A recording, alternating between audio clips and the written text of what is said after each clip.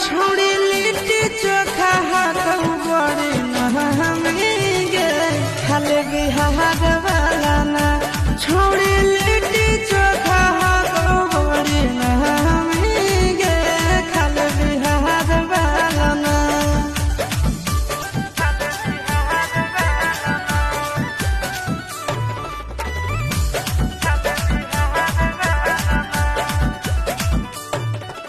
पूछो नहीं छूटे हो रह जगह तू घूमोई है फेमस मगहिया वाला पान भी खिलोई है।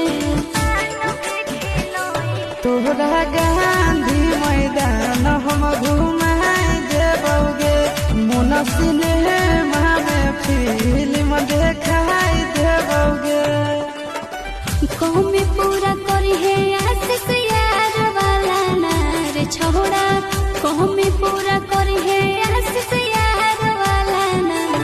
आगे जमुई के छौड़ा हा कई बड़ी नामी